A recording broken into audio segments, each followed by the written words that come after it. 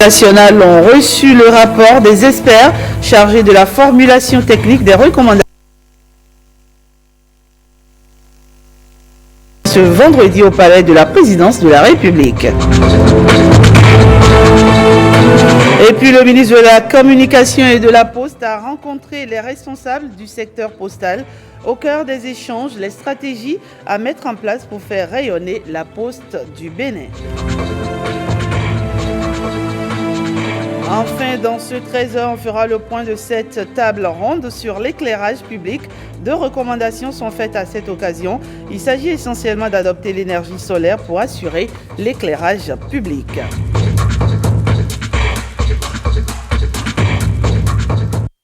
À nouveau, bonsoir. Le président Patrice Talon et le bureau de l'Assemblée nationale sont désormais en possession du rapport des experts chargés de la formulation technique des recommandations issues du dialogue politique. Le chef de l'État a reçu dans la matinée de ce vendredi au palais de la présidence de la République les membres du comité dirigé par le professeur Dorothée Sosa, facilitateur du dialogue politique. Les précisions avec Ricardo Loïc Pékou et James William Bagidi. La mise en œuvre des conclusions issues du dialogue politique des 10, 11 et 12 octobre dernier se poursuit au pas de charge. Nouvel acte ce vendredi 25 octobre à la présidence de la République. La remise officielle du rapport du comité d'experts commis à la tâche. Le chef de l'État, soucieux de donner suite aux souhaits de la classe politique, s'est réjoui de la disponibilité et de la promptitude des experts.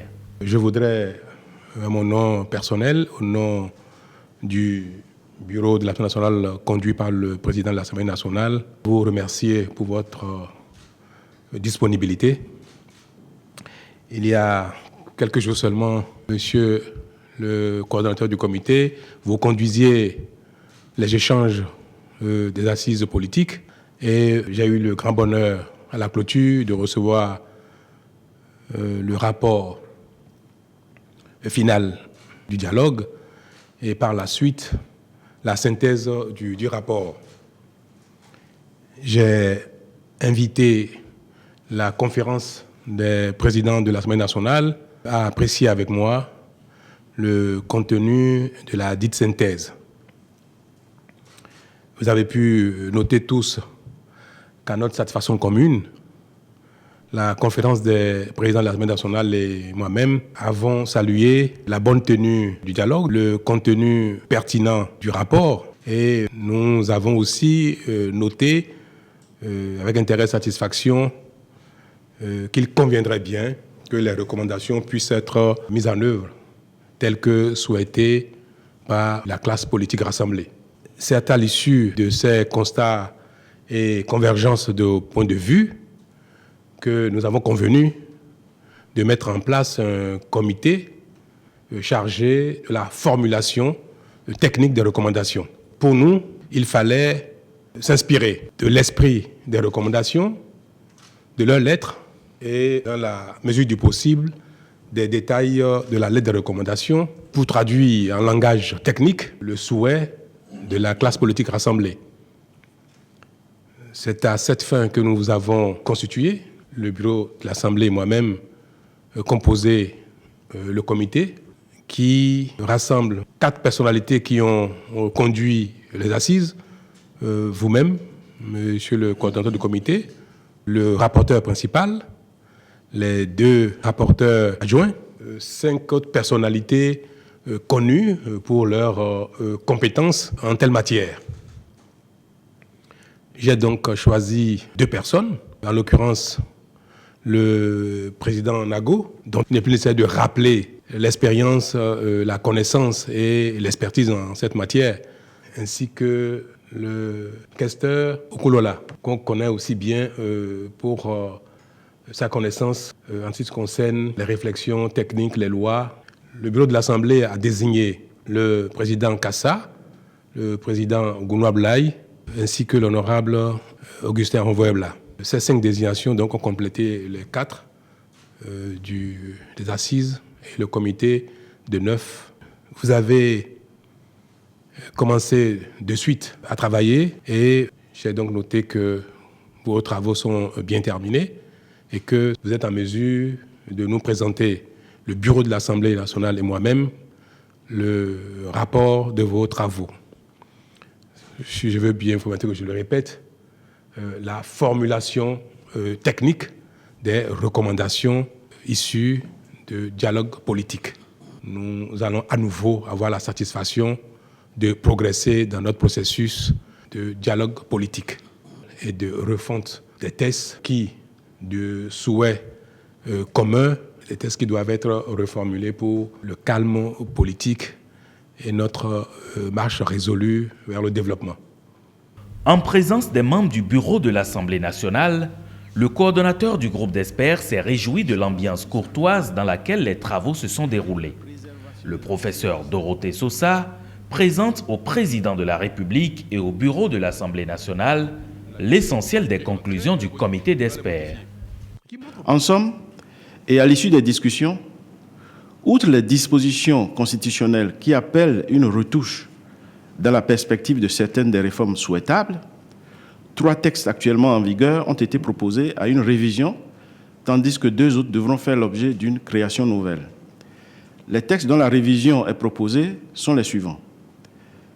La charte des partis politiques, le code électoral, le statut de l'opposition.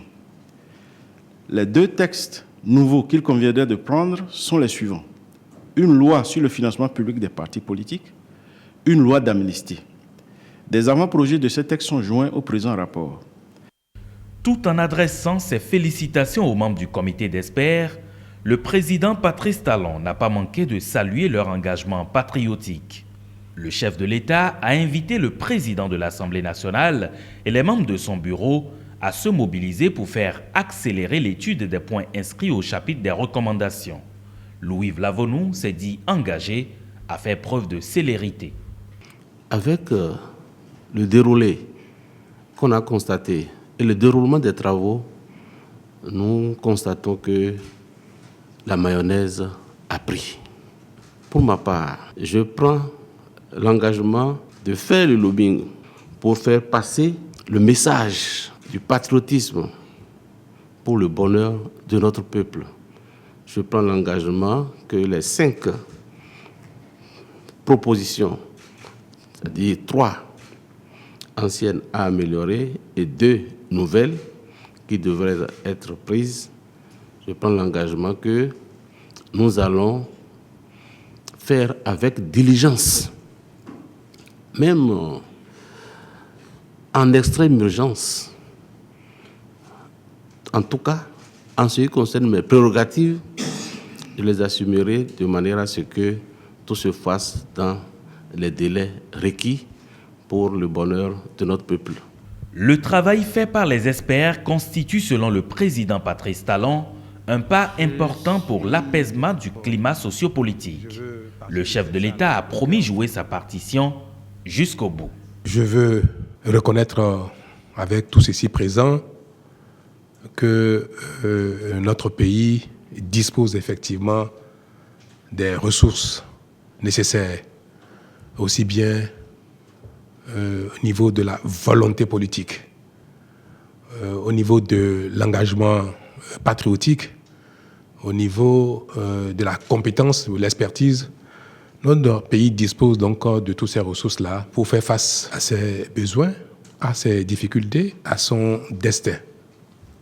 Toute chose qui concourt à l'épanouissement de l'être humain, toute chose qui concourt au développement communautaire. Chaque génération, face à ces défis, déploie ses grâces pour avancer. Je crois que la nôtre est en train ainsi de démontrer sa part dans la construction durable de notre pays éternel. L'engagement est pris et le président Patrice Talon tient à un heureux aboutissement de ce processus.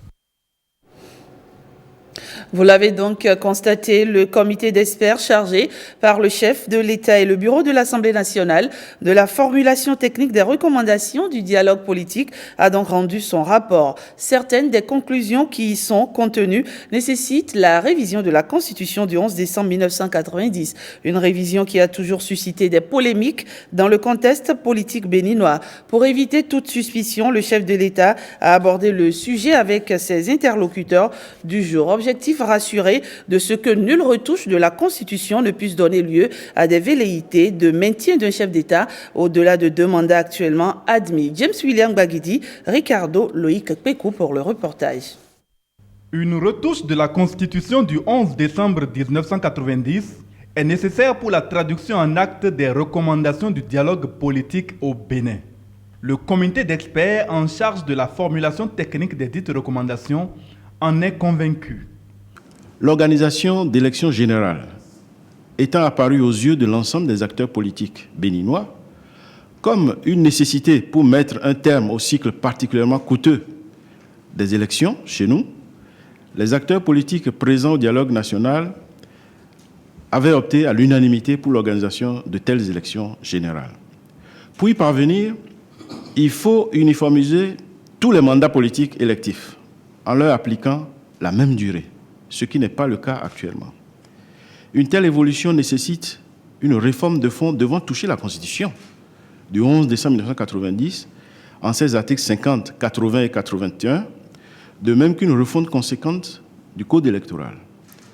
Pour l'introduction de dispositions discriminatoires dans le droit positif favorisant une meilleure représentation du peuple par les femmes et l'ajustement de la répartition des sièges dans les circonscriptions électorales en tenant compte du dernier recensement de la population, il s'agira de compléter et de modifier les articles 26 de la Constitution ainsi que les articles 42, 80, 350, 351 et 352 du Code électoral.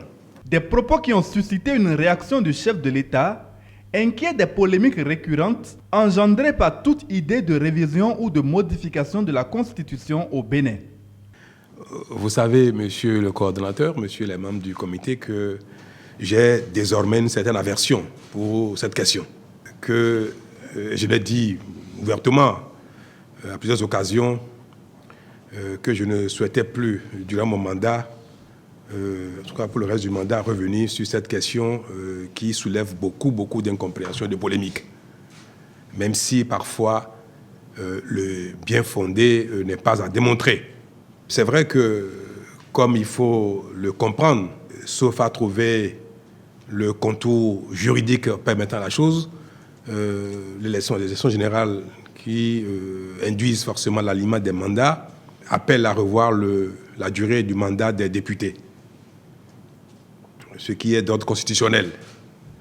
Il en est ainsi d'une disposition éventuelle permettant une meilleure représentation du peuple par les femmes, c'est-à-dire introduire une discrimination au profit des femmes qui pourrait être contraire aux prescriptions de la Constitution. Donc le fait nécessiterait une certaine retouche de la Constitution.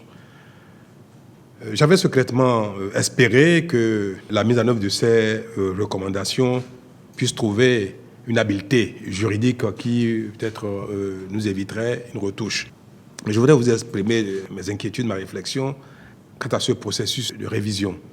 J'aurais beaucoup de difficultés à accompagner telle démarche et m'impliquer même dans sa mise en œuvre par sa promulgation si des modifications devaient effectivement être faites, si nous ne trouvons pas les moyens de formuler ces modifications, aussi minimes soient-elles, si nous ne trouvons pas les moyens d'évacuer les craintes des uns et des autres, nous n'avons pas les moyens de rassurer les uns et les autres quant à toute possibilité aujourd'hui et à venir sous de manipulation de ces modifications pour violer un esprit, un pilier fondamental de notre Constitution qui est la limitation du nombre de mandats présidentiels.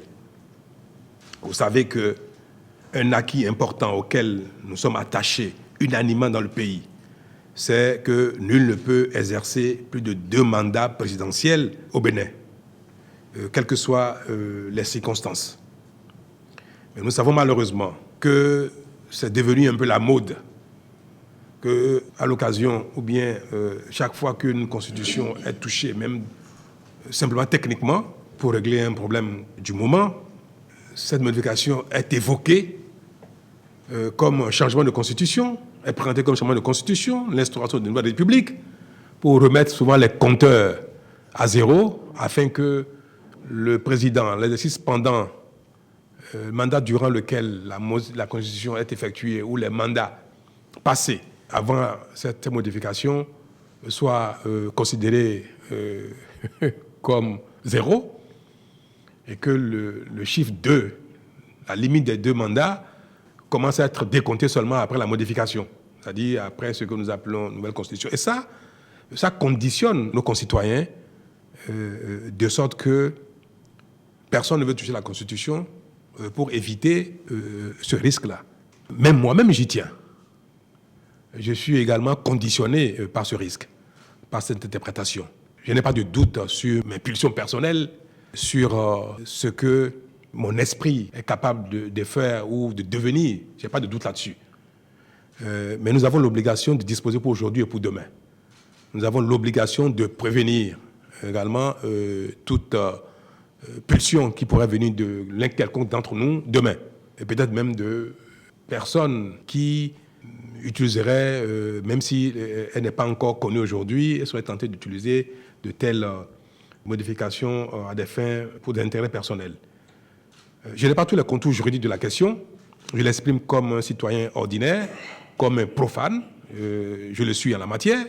Mais je voudrais donc que les uns et les autres aient cela comme boussole, afin que si on doit formuler une quelconque modification pour servir la cause qu'on vient d'évoquer, il faut impérativement trouver une formulation qui rassure tout le monde et qui empêcherait, dans tous les cas, en toutes circonstances, une quelconque interprétation de ces modifications pour remettre en cause ce pilier fondamental de notre Constitution qui est la limitation des mandats de président de la République.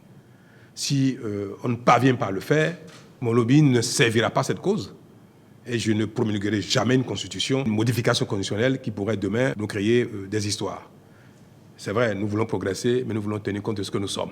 Pour se rassurer de ce que les retouches constitutionnelles éventuellement induites par la mise en œuvre des recommandations du dialogue politique ne seront pas à l'origine d'interprétations ultérieures, Patrice Talon fait recours aux experts.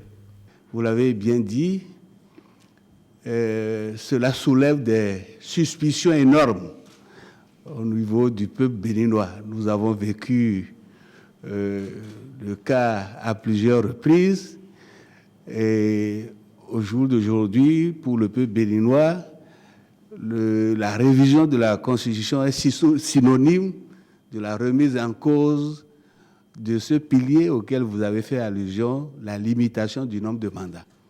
Et je pense qu'il est important d'évacuer ce problème-là. Moi, je vous crois sur parole, ayant eu le privilège d'échanger sur ces questions avec vous un certain nombre de fois. Et je peux vous dire qu'au sein du comité, c'est un point qui a fait l'objet de beaucoup d'échanges. Et la préoccupation qui est la vôtre est partagée, je puis me permettre de le dire, monsieur le facilitateur, est largement partagée par les membres du comité d'experts. Les travaux que nous avons conduits et les propositions que nous avons faites et que vous retrouverez dans le rapport qui vous a été remis tout à l'heure, ne laissent pas du tout de confusion à cet égard. Et il y a une clarté nette et les propositions qui ont été faites permettront que le peuple soit clairement rassuré. Je suis d'autant plus rassuré moi-même après vous avoir entendu que probablement je fus par le passé l'un des moins rassurés. C'est un sujet particulièrement délicat et j'apprécie hautement les termes en lesquels vous les avez présentés. Vous étiez le premier à devoir nous rassurer. Vous l'avez fait. Nous étions préoccupés au sein du comité. Nous avons pensé à des formules suffisamment fermées, suffisamment verrouillées pour donner corps à votre idée, à votre préoccupation. Le chef de l'État rassuré se pose néanmoins en dernier rempart contre toute velléité opportuniste qui pourrait apparaître à l'occasion de la retouche devenue indispensable de la loi fondamentale. Je ne veux pas, en cette matière, laisser l'initiative exclusive de la formulation au Parlement. Je voudrais que techniquement, il me soit dit que c'est possible de trouver des formulations qui verrouillent. Si ces formulations existent et sont de nature apaisée à répondre à cette préoccupation nationale, soyez rassurés, je serai le premier à me battre pour les voir figurer en préalable ou bien dans le contenu de toute modification.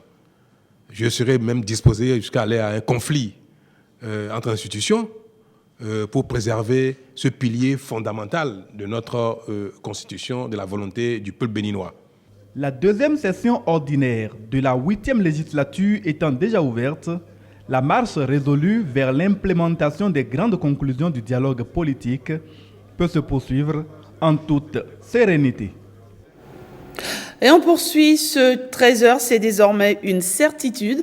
La Poste du Bénin doit renaître et rayonner de nouveau. Comment y parvenir? Que faire? Le ministre de la Communication et de la Poste a tenu ce vendredi une séance de travail avec les responsables du secteur postal. Que retenir de ces échanges? Herman Rodrigue-Amégan et Daniel Ada nous renseignent davantage. Une orientation nouvelle, une vision futuriste axée sur la performance pour une entreprise étatique. Jadis incontournable, longtemps unique référence, mais aujourd'hui barré par la concurrence du secteur privé. Alain Oronla, investi d'une mission de sauvetage ou de résurrection de la Poste, vient aux nouvelles afin de poser le diagnostic. Notre entreprise fait face à de rudes concurrences des opérateurs privés sans pour autant avoir les moyens de se défendre du fait de la contrainte administrative. Elle fait également face à une grave crise de revient de la part des entreprises publiques et structures étatiques. Le secteur postal semble presque apathique dans un environnement où des opportunités existent pourtant. Il est temps de redresser la courbe et se repositionner. Nous nous trouvons aujourd'hui à la croisée des chemins. Je ne vais pas y aller par 4 chemins. Où la Poste se réveille et devient performante, où elle meurt. Un langage franc, direct, sans détour. Un développement plein d'optimisme qui trouve son fondement dans la place accordée à la Poste par l'exécutif, un ministère qui est même dédié. C'est la première fois qu'un ministère est dédié à la Poste. Cela témoigne et renseigne sur l'importance que le président de la République accorde au secteur postal, c'est-à-dire votre secteur. La Poste qui naguère et pendant de nombreuses années avait le monopole de la distribution, par exemple, du courrier, se retrouve aujourd'hui en concurrence avec d'autres sociétés qui n'ont pas ces moyens humains. D'autres sociétés qui ont profité du désert ou de l'abandon du terrain qu'occupait naguère la Poste pour s'implanter et pour prospérer à ses dépens. Et nous avons le sentiment que les cadres et les responsables qui ont dirigé cette maison ont abdiqué. Mais dans cet abîme, Alain Oronla apporte une éclaircie. Nous vaincrons la fatalité.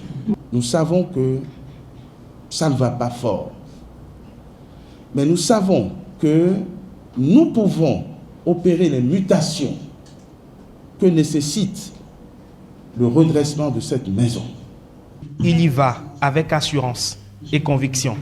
Nous allons mettre des couleurs ou remettre des couleurs dans leur vie et vendre et vanter les services que nous savons faire, qui vont s'adapter aux nouvelles technologies. Nous allons leur dire qu'ils pourront faire confiance à la Poste quand nous aurons fait le tour des goulots d'étranglement et élaborer les issues de sortie. En ce moment, nous pourrions dire à nos compatriotes que la Poste renaît de ses cendres et que nous aurions opéré cette magie dans moins de 2 ou 3 mois. Le retour de la Poste au premier plan, tous ici y croient, sublimé par un exposé et une détermination du ministre qui rêve grand et voit déjà loin, très loin. Voilà le ministre de la Communication engagé pour la renaissance de la Poste du Bénin. C'est un sujet signé Herman Rodrigue Amégan et Daniel Ada. Dans un tout autre registre, adopter l'énergie solaire pour l'éclairage public et mettre en place le financement adapté pour accompagner les collectivités locales à sa gestion. Eh bien, 2 recommandations essentielles de la table ronde sur l'éclairage public organisée par le ministère de l'Énergie en collaboration avec l'Association nationale des communes du Bénin. Rebecca Kendiaoundé et Bernal Dioboué. Un pari tenu en 24 heures de discussion intense, 24 heures d'échanges autour d'une cause commune, l'éclairage public dans les villes du Bénin. Désormais, collectivités locales, autorités ministérielles, partenaires techniques et financiers et acteurs du secteur de l'énergie sont tous unanimes sur ces recommandations. Il faut la veille citoyenne. Ce n'est pas bon qu'on installe des lampadaires et que certaines personnes aillent nuitamment détruire, vandaliser. Donc la veille citoyenne doit être de mise. Et même les infrastructures qui sont accidentées, il faut faire en sorte que nous puissions améliorer tout ça. Ensemble, notre but, c'est de déboucher sur l'élaboration d'un document de stratégie, de politique, de planification, en liaison directe avec la traduction de la vision stratégique énoncée dans le programme d'action du gouvernement sur le secteur énergétique, et puis en tenant compte des objectifs de développement durable en matière d'énergie. Nous avons décidé qu'il y ait un cadre de concertation permanent, d'où le caractère durable. Évidemment, les jours à venir, vous allez remarquer que ce n'est pas une activité pour une activité. Nous sommes décidés au sein de l'ANCB de travailler coude à coude avec le gouvernement, de travailler en tenant compte du secteur privé, de travailler en tenant compte des intérêts des jeunes, sur tout ça, et des populations.